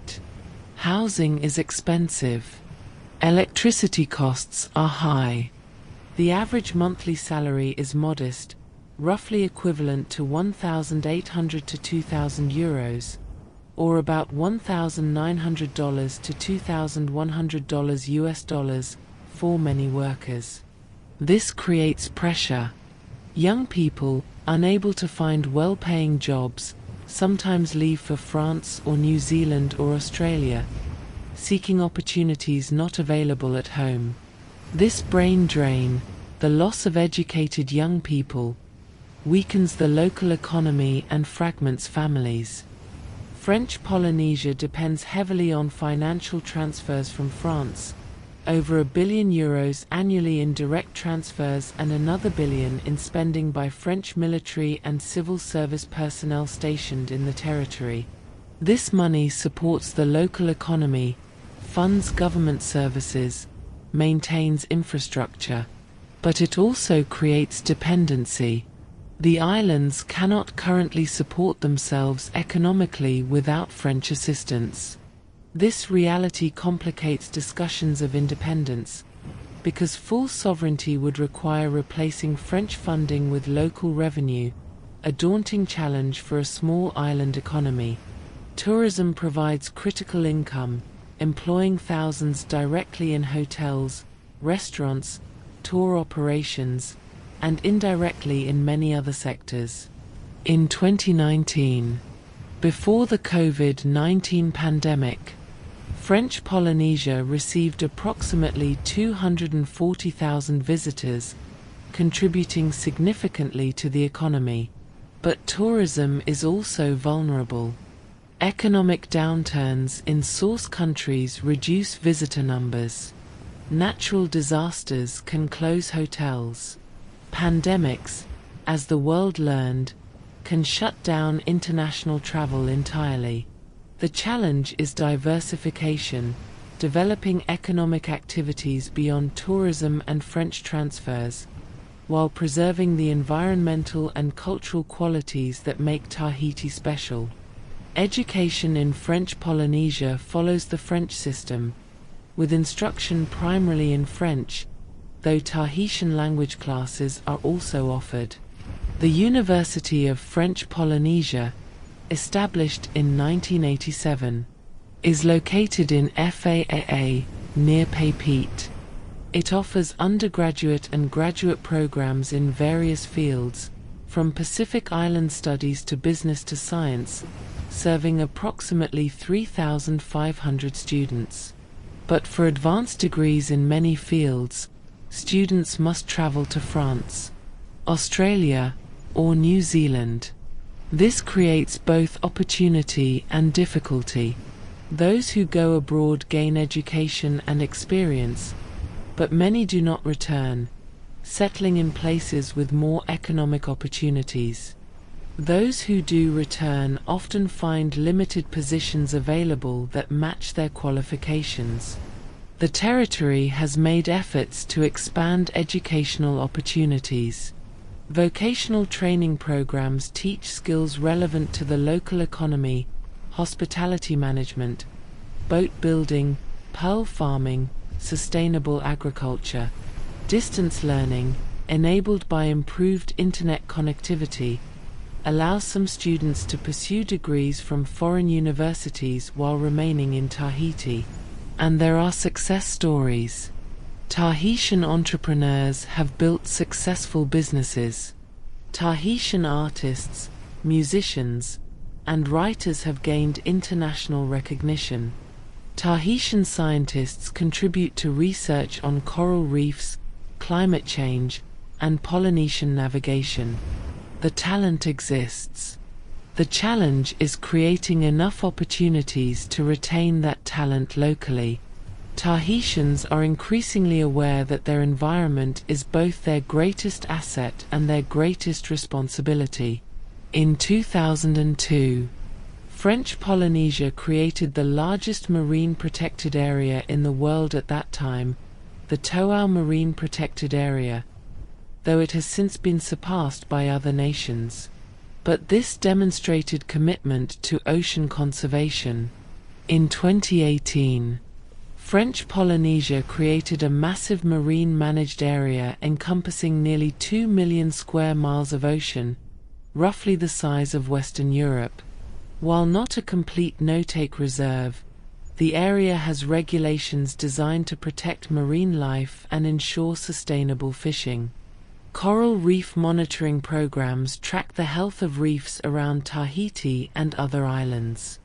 Scientists document coral bleaching events, measure water quality, study fish populations, trying to understand how these complex ecosystems are responding to climate change and other pressures. Community-based conservation efforts, or rahui in Tahitian, have been revived in some areas. These temporary bans on fishing in specific areas, a traditional practice, allow fish stocks to recover before fishing resumes. On land, efforts continue to combat invasive species. The Myconia plant that has spread through Tahiti's forests is targeted for removal, though complete eradication seems unlikely. Native plants are propagated and planted to restore degraded areas. Waste management is an ongoing challenge. As consumption increases, so does trash. Recycling programs exist but are not comprehensive. Plastic pollution, a global problem, affects Tahiti as it does coastlines everywhere. But awareness is growing. Schools teach environmental education. Community groups organize beach cleanups. Businesses are encouraged to reduce plastic use. The connection between environmental health and economic prosperity, especially tourism-dependent prosperity, is becoming clearer. Tahitians understand, perhaps more acutely than people in larger countries, that they live on a finite island, in a finite ocean, and that what is damaged may not be easily repaired. Even as Tahiti modernizes, there is a conscious effort to strengthen cultural identity. The Tahitian language, while still under pressure from French, is experiencing a revival among young people. Social media posts in Tahitian are common. Musicians write and perform songs in the language. Poets publish in Tahitian. Traditional tattooing, the art that was nearly lost during the missionary era, has experienced a remarkable renaissance.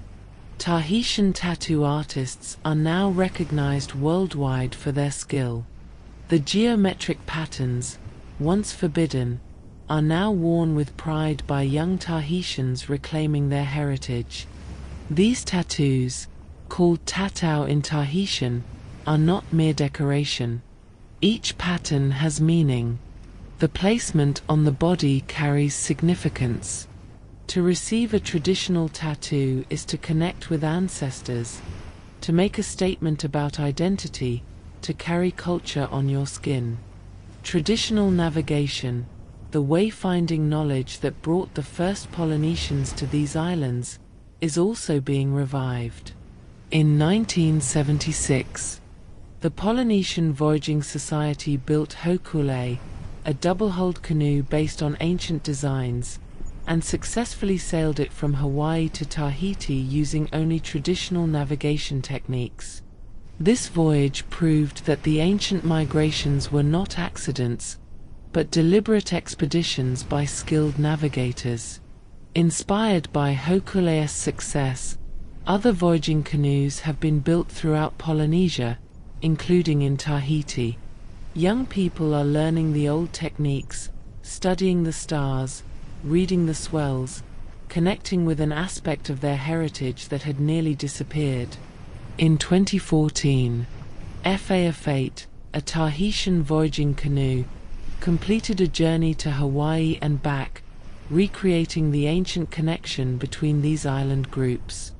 These cultural revival efforts are not about rejecting modernity or returning to some imagined past. Rather, they are about carrying forward what is valuable from tradition while fully participating in the contemporary world. Tahitians are proving it is possible to be both, to text in Tahitian, to dance the Ori Tahiti while also studying computer science, to wear traditional tattoos beneath business attire.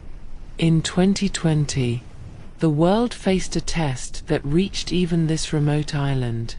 COVID-19, the pandemic that shuttered borders and halted travel, hit French Polynesia particularly hard. The first cases arrived in March 2020, and by April, the borders were closed to international visitors. Tourism, which had been bringing 240,000 visitors annually, stopped completely. Hotels closed. Restaurants shuttered. Tour guides had no work. The economic impact was immediate and severe. Thousands found themselves unemployed. The territory provided economic support where it could, but resources were limited. Many families fell back on traditional practices, fishing more, growing more of their own food, relying on extended family networks for support. French Polynesia reopened to tourism in July 2020 with strict testing requirements, earlier than many destinations, desperate to restart the economy. But waves of infections followed, overwhelming the limited hospital capacity. At one point in late 2021, Tahiti had one of the highest COVID-19 death rates per capita in the world. It was a tragedy, a crisis, a trauma, but it also revealed resilience. Medical workers, overwhelmed and under-equipped, continued caring for the sick. Communities organized to support vulnerable neighbors. Families adapted, endured, survived. By 2022, with high vaccination rates and declining global cases, tourism began recovering. Visitors returned, hotels reopened, life resumed something resembling normalcy. But the pandemic left lessons. It exposed the vulnerability of an economy dependent on tourism. It demonstrated both the fragility and the strength of island communities. It reminded everyone that remoteness is not the same as isolation, that a global event can reach even the most distant shores. Today, as Tahiti moves through the third decade of the 21st century, it faces familiar questions and new challenges. How to balance economic development with environmental protection? How to preserve culture while embracing beneficial change? How to provide opportunities for young people without losing them to emigration? How to adapt to climate change, rising seas, changing weather patterns? These are not simple questions, and they have no easy answers. But Tahitians have faced challenges before. They have adapted, survived, maintained their identity through colonization, through cultural suppression, through economic transformation. The island itself remains a source of strength. The mountains still stand. The reef still breaks the waves. The lagoon still glows its impossible blue. The trade winds still blow. The tiar flowers still bloom. And in that continuity, in that endurance, there is hope. Let us rest here, in the present moment, on an island that is both ancient and new, both traditional and modern, both itself and part of a larger world, an island that continues its patient existence, adapting, enduring, becoming. As our journey through Tahiti draws toward its close, let us turn our attention to the rhythms that remain constant, the patterns that connect past to present, the essence of this island that endures beneath all change. These are the eternal things, the daily miracles, the quiet beauty that makes Tahiti not just a place, but a feeling, a state of being. The Pacific Ocean surrounding Tahiti covers approximately 63 million square miles, making it larger than all of Earth's land area combined. Tahiti sits near the center of this vast expanse, cradled by water that stretches to every horizon. The ocean here is not uniform, but composed of layers and zones, each with its own character, its own life. Beyond the reef, in the deep water that sailors call the blue, the ocean floor drops away dramatically. Just a few miles from shore, the depth reaches over 13,000 feet. This is the realm of open ocean creatures, tuna and marlin, dolphins and whales, sharks that cruise the depths. Humpback whales visit these waters from July through November, having migrated thousands of miles from feeding grounds in Antarctica. They come to the warm tropical waters to mate and give birth, their haunting songs echoing through the ocean depths. Spinner dolphins, named for their acrobatic leaps and spins, are frequently seen in pods near shore, especially in the early morning. They hunt at night in deep water, then return to shallow bays during the day to rest and socialize.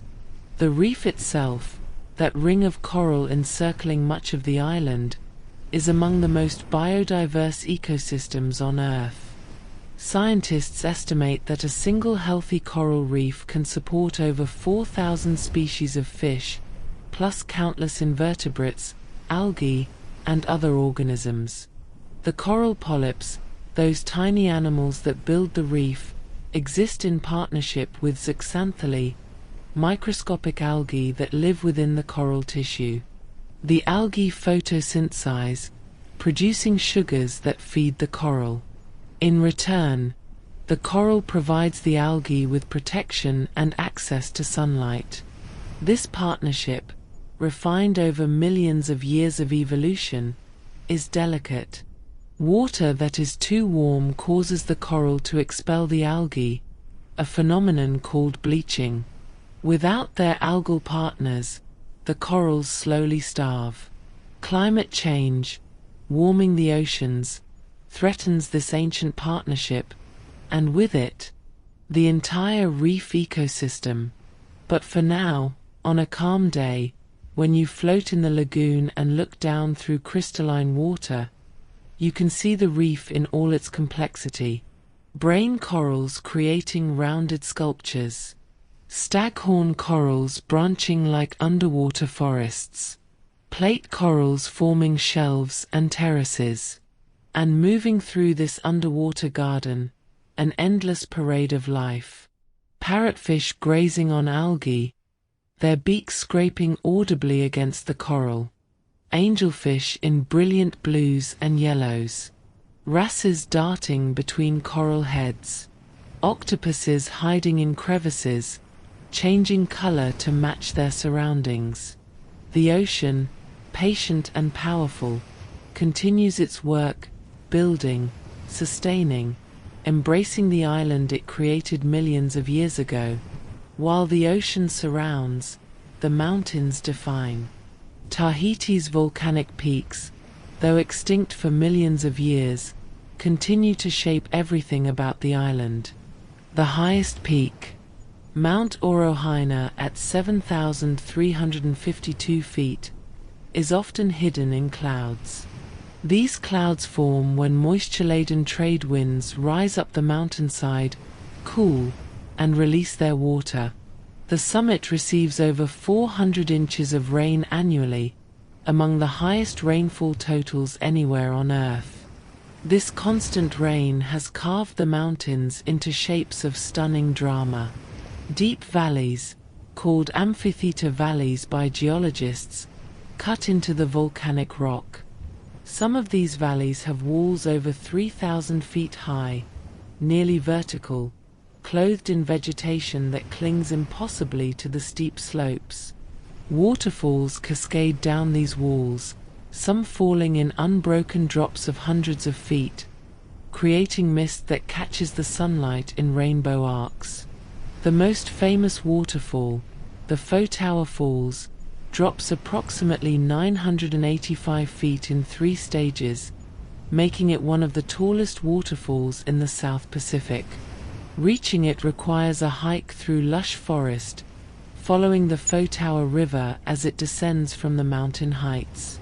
The mountains are not just geological features, but living ecosystems. In the cloud forests near the summits, conditions are perpetually moist and cool. Mosses coat every surface. Ferns grow to tree size. Rare endemic plants, found nowhere else on Earth, cling to existence in these isolated habitats. Lower down, the forests transition to different species. The mape tree, Inocarpus fagifer, with its distinctive nuts, was an important food source for ancient Tahitians. The purao tree, Hibiscus tiliaceus, provided fiber for rope and bark for tapa cloth. The native bird species, though diminished from their pre-human diversity, still inhabit these forests. The Tahiti kingfisher, an endemic species found only on this island, hunts insects in the mountain forests. The Tahiti reed warbler, another endemic, builds its nests in dense vegetation near streams. But the mountains face threats. Invasive plant species, particularly the Myconia, spread aggressively, crowding out native species. The Myconia now covers approximately 2/3 of Tahiti, transforming the forest composition in ways that may never be fully reversed. Climate change brings other challenges. Changing rainfall patterns could stress native species already adapted to specific conditions. Rising temperatures could allow lowland invasive species to colonize higher elevations. Yet the mountains endure. They have stood for millions of years. They will stand for millions more. Their patience is measured in geological time, a reminder that human concerns, however pressing, play out against a backdrop of ancient stone and deep time. There is something about the light in Tahiti, a quality that painters have tried to capture, photographers chase, poets describe. Perhaps it is the latitude, 17 degrees south of the equator, where the sun's angle creates particular effects. Perhaps it is the clarity of the air, swept clean by trade winds that have crossed thousands of miles of ocean. Perhaps it is the way light reflects off the lagoon, bouncing back from the white sand bottom through turquoise water, creating an ambient glow. Whatever the cause, the light here has a luminous quality. Dawn comes quickly, the sun rising with tropical speed, turning the sky from gray to pink to gold in minutes. The mountains catch the first light, their peaks glowing while valleys remain in shadow. Midday light is intense, brilliant, the sun almost directly overhead, creating short shadows and deep contrasts. This is when the lagoon colors are most vivid, the blues and greens so saturated they seem artificial. Late afternoon brings the golden hour, that time photographers prize, when sunlight turns warm and soft. The mountains glow golden green.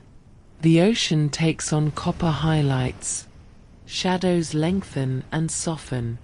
Sunset, like dawn, happens quickly. The sun drops toward the western horizon, turning the sky orange and pink and purple.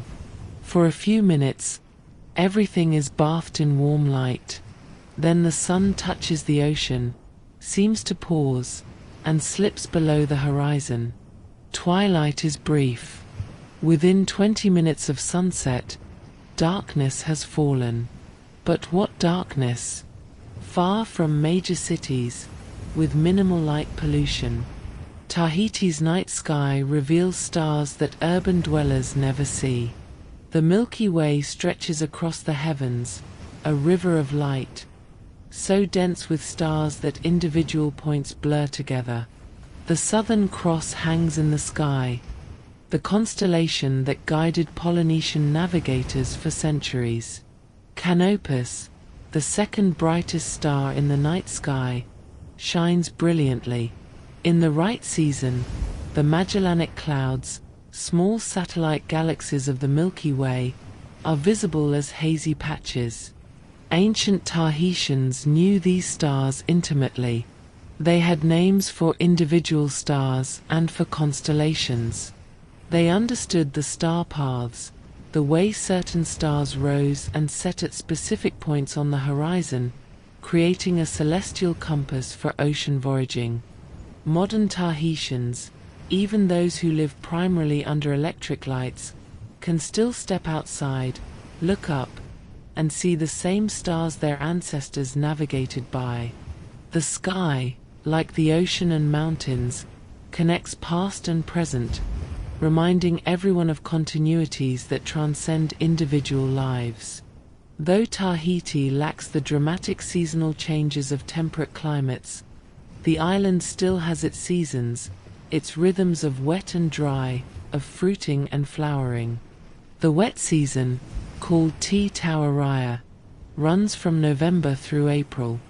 These are the warmer months, with average temperatures around 87 degrees Fahrenheit.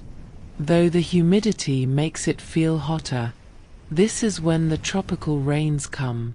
Not constant rain, but powerful afternoon thunderstorms that build over the mountains and sweep across the island. The rain falls in sheets, drumming on roofs, overwhelming gutters, turning streams into torrents. These storms typically last an hour or two, then pass, leaving the air washed clean, the vegetation gleaming, and often a rainbow arcing across the valley. The dry season, Te Tauaraya, runs from May through October. Temperatures cool slightly, to around 83 degrees Fahrenheit, and rainfall decreases. The trade winds blow more consistently, keeping the air fresh and comfortable. This is the more pleasant time for visitors, though even the wet season has its charms. The fruiting cycles of important plants follow these seasons. Breadfruit, one of the staple foods, fruits most abundantly from December through March and again from July through September. A single mature tree can produce 200 or more fruits in a season, enough to feed a family. Mangoes ripen in the wet season, from November through February. The trees, introduced by Europeans but now thoroughly naturalized, produce abundantly, more fruit than can possibly be consumed, mangoes falling to rot on the ground, their sweet smell perfuming the air. The uru, or breadfruit, has been central to Tahitian life for over 1,000 years. The fruit can be eaten at different stages of ripeness, prepared in different ways. Young fruit can be boiled like potatoes. Ripe fruit becomes sweet and creamy. Overripe fruit can be fermented into a paste that stores for long periods. The coconut palm, perhaps the most useful plant in the Pacific, produces year-round. Young coconuts provide sweet water. Mature nuts offer rich cream and oil. The husks yield fiber for rope. The fronds make thatch for roofs. The trunks become building material. These plants, and the seasonal rhythms they follow, have sustained Tahitian life for generations, and continue to do so even as imported foods become more common. There is a concept in Tahiti, not easily translated, that relates to time and hurry, or rather, to the absence of hurry. Life moves at a different pace here. Appointments are flexible. "I'll see you around noon" might mean anywhere from 11 to 2. This is not rudeness, but a different relationship with clock time, one that prioritizes human interaction over rigid scheduling. If you arrive at someone's house and they are talking with a neighbor, you wait. The conversation will end when it ends naturally, not because an arbitrary time limit has been reached. Work happens, but it happens around other priorities. Family obligations take precedence. A funeral requires attendance regardless of work schedules. A family gathering cannot be missed for a job. This can frustrate visitors used to Western efficiency, but it reflects different values, a recognition that relationships matter more than productivity, that human connection is more important than maximizing output. It also reflects island realities. On an island, you cannot simply leave if you offend someone or create conflict. You will see that person again, at the market, at church, at community gatherings. So relationships are maintained carefully, given time and attention, prioritized over transactions. The concept of eta pp, roughly meaning no worries or take it easy, captures this attitude. Things will happen when they happen. Rushing creates stress without necessarily improving outcomes. This is not laziness. Tahitians work hard when work is needed. Fishing requires early mornings and physical effort. Farming is labor-intensive. Traditional crafts demand patience and skill. But there is also space for rest, for enjoyment, for simply being rather than constantly doing. On a Sunday afternoon, families gather at the beach. They swim, they talk, they eat, they nap in the shade. Hours pass without any particular agenda. This is not wasted time, but time well spent, time being human in community. Visitors who can adjust to this rhythm, who can let go of their hurry, often find it deeply restorative. The constant pressure to optimize and maximize falls away. There is time to notice the color of the water, the sound of the wind in the palm fronds, the taste of fresh fruit, the laughter of children. This, perhaps, is part of what those early European explorers sensed when they called Tahiti a paradise. Not the absence of work or challenge, but a different relationship with time, one that allowed space for being present, for experiencing life rather than just rushing through it. In Tahiti, flowers are not mere decoration, but a language, a form of communication and cultural expression. The tiar flower, Gardenia titensis, is the most beloved. This white flower, with its 5 or 6 petals and distinctive sweet fragrance, grows wild throughout the islands and is cultivated in gardens everywhere. Women wear tiar flowers behind their ears. The placement carries meaning. A flower behind the right ear indicates the woman is available, unattached. Behind the left ear signals she is taken, in a relationship. Behind both ears, according to local humor, means I'm taken but would like more options. Flower crowns, or hay, are woven for celebrations. These elaborate creations might combine tiar with other flowers, ferns, tea leaves, creating fragrant wearable art. The process of making a hay is meditative. The flowers are strung carefully, their stems threaded through to create chains. Different patterns and combinations carry different meanings or suit different occasions. For weddings, white flowers predominate. For birthdays, bright colors. For funerals, more subdued arrangements. Visitors arriving in Tahiti are often greeted with flower leis, a welcome that engages not just sight but smell, the fragrance of tiar creating an immediate sensory connection to the island. The importance of flowers extends to public spaces. Gardens are carefully tended. Roadside plantings brighten villages. Even modest homes have flowers growing in pots or garden beds. This love of flowers, this integration of beauty into daily life, reflects a broader aesthetic sensibility. Life should be beautiful. Even simple things, a meal, a gathering, ordinary days, deserve beautification. It is a value worth noting in a world that often prioritizes function over beauty, efficiency over aesthetics. As we consider Tahiti's future, one question looms larger than all others. What happens when the ocean rises? Climate change is not a distant threat here, but a present reality. Sea levels are rising approximately 3.3 millimeters per year currently, and the rate is accelerating. For a low-lying atoll, this is existential. But even for Tahiti, with its high mountains, rising seas pose serious challenges. Much of the island's infrastructure, homes, roads, the airport, are built at or near sea level. Coastal erosion is already visible in many places. King tides, those exceptionally high tides that occur a few times per year, now flood areas that were previously dry. Projections suggest that by 2100, sea levels could rise by 3 feet or more, possibly much more if ice sheet collapse accelerates.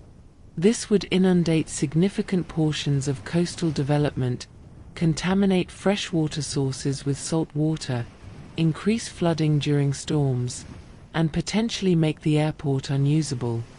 For outer atolls, the situation is even more dire. Some may become uninhabitable within this century. Climate change brings other impacts too.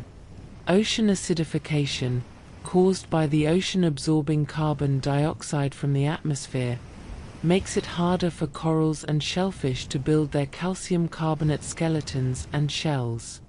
This threatens reef ecosystems and the pearl farming industry. Warmer ocean temperatures increase the frequency and severity of coral bleaching events. The reefs, which protect coastlines from storm surge and support fish populations, are at risk. More intense storms, predicted to result from climate change, could damage infrastructure and ecosystems. These are not hypothetical future problems. They are happening now, visibly, measurably. The question is how to adapt. Coastal protection measures, like seawalls, can help in some areas but cannot protect everything. Some development may need to relocate to higher ground. Infrastructure may need to be reimagined, but beyond practical adaptations, there is a deeper question about meaning. Tahitians have lived on this island for over 1,000 years. Their culture, their identity, is rooted in this place, in these specific reefs and mountains, these particular valleys and lagoons. What does it mean if this place changes fundamentally? What is lost if ancestral lands are submerged? How does a culture maintain connection to place when the place itself is transforming? These are questions without easy answers, questions that Tahitians, along with island peoples around the world, are grappling with. But there is also resilience. Tahitians have navigated change before. They survived colonization. They adapted to the modern world while maintaining cultural identity.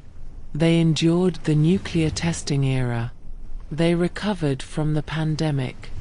The challenges ahead are serious, perhaps more serious than any faced before. But the island that has stood for millions of years, the culture that crossed an ocean to find it, the people who have made it home, will not surrender easily. And so we return, at the end of our journey, to where we began. To an island rising from the Pacific, mountains and lagoon, reef and rainforest, trade winds and starlight. To a place that is ancient and new, traditional and modern, itself and part of a wider world. To Tahiti, the pearl of the Pacific. The island exists now, in this moment, as it has existed for millions of years, as it will exist tomorrow and in all the tomorrows to come. The waves break on the reef, as they have broken for millennia. The mountains stand, patient, enduring. The tiar flowers bloom, releasing their sweet perfume into the tropical air. And somewhere, on a beach or in a valley or on the slopes above the clouds, someone stands and looks at this beauty, this small piece of earth, and understands that they are part of something larger than themselves. Part of a story that began with fire and water, with navigators reading the stars, with cultures meeting and mixing, with adaptation and endurance and hope. Part of an island, part of the ocean, part of the great dance of life on this spinning planet. This is Tahiti, and it is enough, more than enough, to rest in that knowledge, to let the story settle into sleep, to dream of mountains and lagoons, of starlight on water, of an island that exists, endures, and will be there when you wake. Sleep well, traveler. The island will be waiting, always there, a pearl of peace in the vast Pacific, eternal, beautiful, home.